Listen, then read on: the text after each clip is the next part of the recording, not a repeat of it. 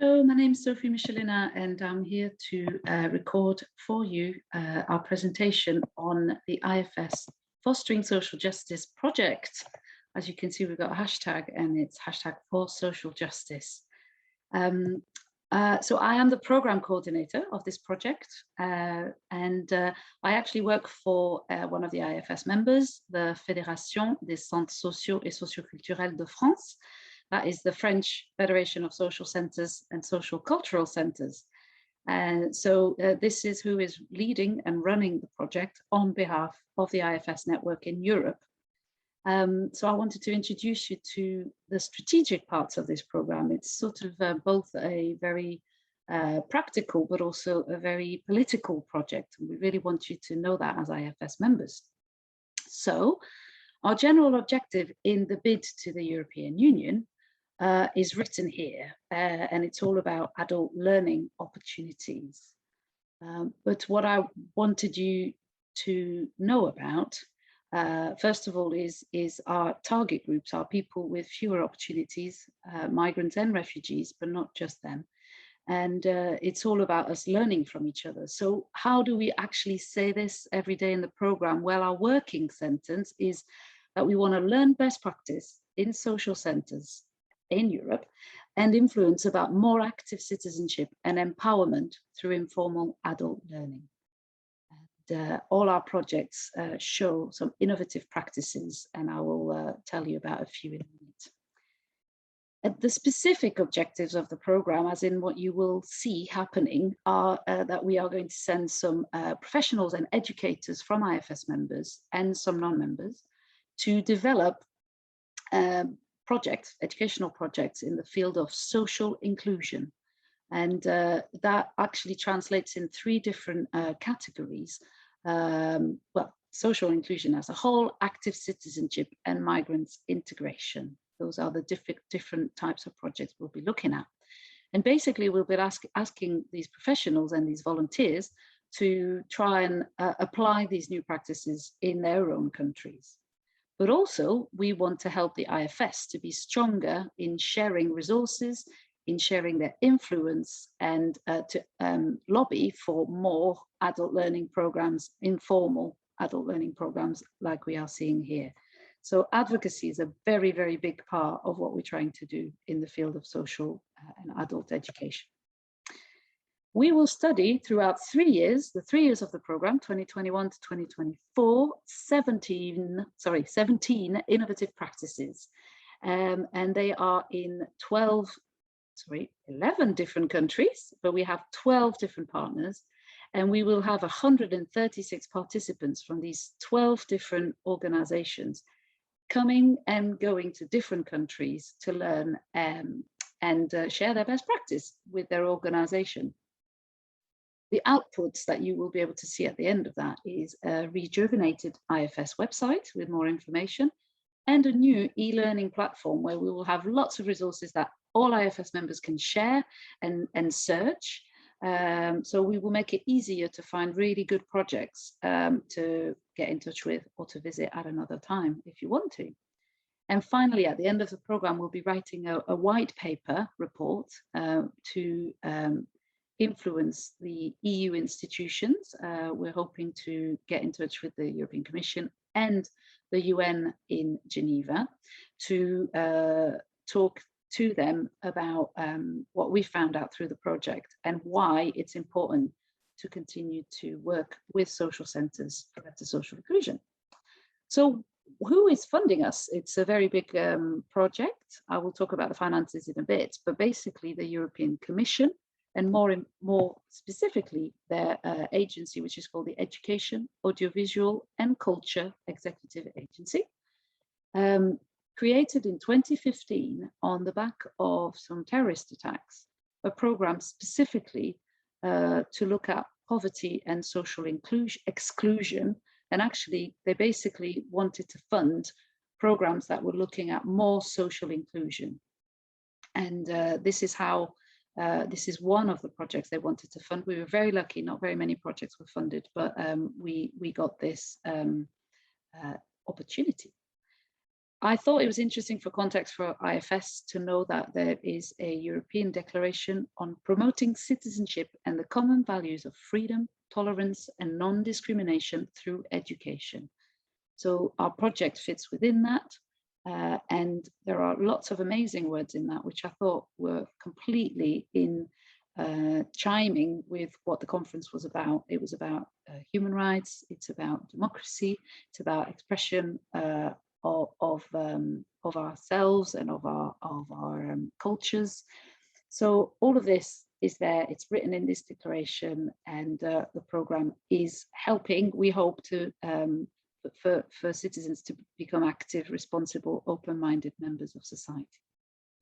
And I quite like this quote as well, that this is a Commission plan on integration and inclusion, and it says, the European way of life is an inclusive one. If we want to help our societies and economies thrive, we need to support everyone who is part of society, with integration being both a duty and a right for all.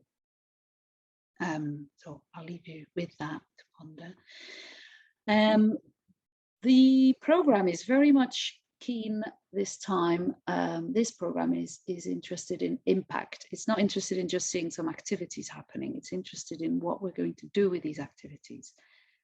So the outcomes and the impact of the project are going to be things that we measure, both with our participants, the people actually going on the exchanges, but also with the organizations that are taking part, our partners. And finally, the impact on kind of institutions, ministers, whether they are open to change and perhaps working more in cooperation with our social centres. So I've already said that this is a 3-year program. I think it might be worth knowing that it's an Erasmus Plus program. I might have not explicitly said that. And 5 of our IFS members are on the steering committee. They are here. So it's France, Italy, Germany, Sweden, and Finland who are represented on the steering committee as long-standing members of the IFS, but also people who have a lot of experience of these European programs and international programs. And the other 7 partners come from 6 different countries, because we have 2 in the Netherlands, but we also have Hungary, Denmark, Greece, Spain, and Austria. And they are all great. And we say that there's 12 partners, 1 project. And we are all working towards these 3 goals. We've got 3 levels of operation. This is why it's a bit of a complex program. We've got an operational level, a strategic level, and a political level. I will not go into detail for all of these because you can get the slides downloaded and you can listen to this and obviously pause it. But basically, on an operational level, this is the impact on participants that we are looking to do out of the observation courses, or study visits as we call them now. On the strategic level, we are hoping that the IFS members and our partners that are not IFS members from Greece and Spain can actually upscale their own ways of doing things as well, from learning from their participants themselves. And at the political level, the institutions that we will be speaking to, we're hoping that they have received our policy recommendations and they are able to disseminate them and become aware of our work on the ground as IFS members.